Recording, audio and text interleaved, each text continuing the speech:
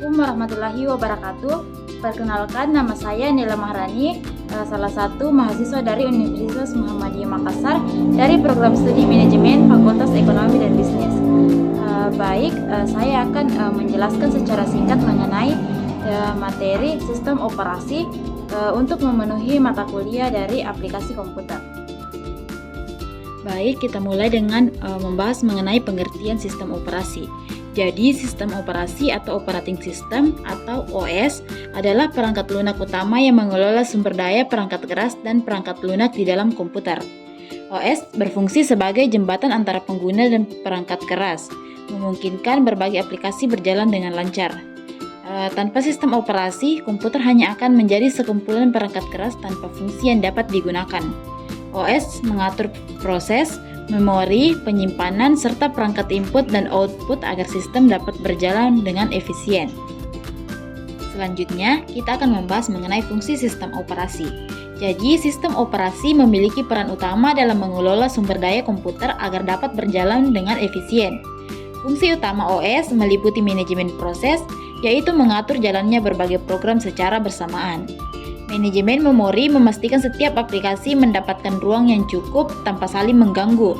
Selain itu, OS juga bertanggung jawab atas manajemen penyimpanan yang mengatur data dalam sistem file.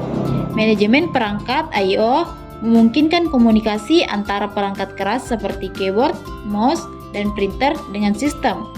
Untuk melindungi data dan sistem dari ancaman, OS menyediakan fitur keamanan dan proteksi. Terakhir, sistem operasi menyediakan antarmuka pengguna, baik berbasis teks maupun grafis, agar pengguna dapat berinteraksi dengan komputer secara mudah dan intuitif. Selanjutnya, komponen sistem operasi. Sistem operasi terdiri dari beberapa komponen utama yang bekerja sama untuk mengelola perangkat keras dan perangkat lunak.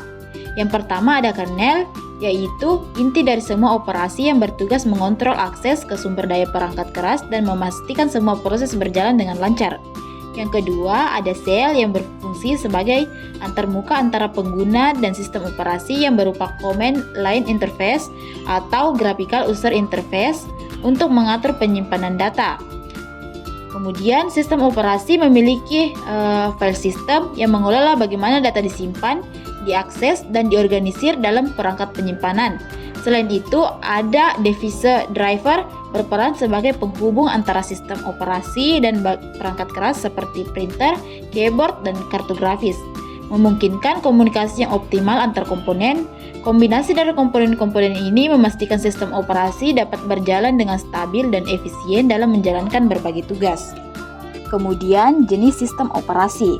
Sistem operasi dibagi menjadi beberapa jenis sesuai dengan kebutuhan pengguna dan perangkat yang digunakan. Sistem operasi berbasis GUI seperti Windows, Mac OS, dan beberapa distro Linux menyediakan antarmuka grafis yang memudahkan pengguna dalam mengoperasikan komputer. Sementara itu, sistem operasi berbasis CLI seperti Unix dan Linux terminal mengandalkan perintah teks untuk menjalankan sistem yang lebih cocok untuk pengguna tingkat lanjut.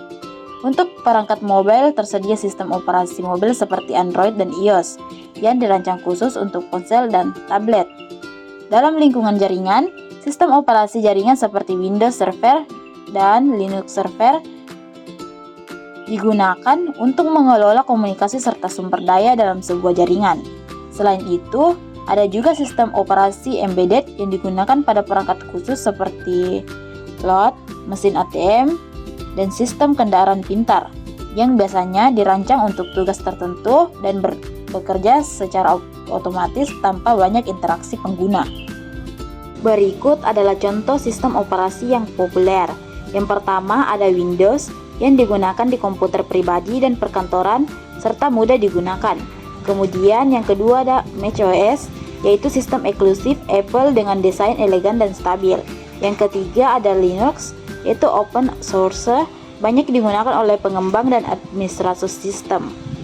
Yang keempat ada Android, yaitu sistem operasi mobile paling dominan dengan ekosistem luas. Kemudian iOS digunakan pada perangkat Apple dengan integrasi yang kuat. Jadi kesimpulannya adalah Sistem operasi merupakan komponen utama dalam perangkat komputer dan perangkat pintar yang berfungsi mengelola sumber daya serta memastikan berbagai aplikasi dapat berjalan dengan baik. Dengan berbagai jenis dan komponen yang ada, sistem operasi memungkinkan pengguna untuk berinteraksi dengan perangkat secara efisien. Setiap sistem operasi memiliki keunggulan masing-masing sesuai dengan kebutuhan, seperti Windows dan macOS untuk penggunaan umum, Linux untuk pengembangan dan server, serta Android dan iOS untuk perangkat mobile. Seiring perkembangan teknologi, sistem operasi terus mengalami inovasi untuk memberikan performa yang lebih baik dan pengalaman pengguna yang lebih optimal. Baik, itulah tadi materi singkat mengenai sistem operasi. Mungkin hanya itu yang dapat saya sampaikan. Lebih dan kurangnya mohon dimaafkan. Wabillahi taufiq wal hidayah. Wassalamualaikum warahmatullahi wabarakatuh.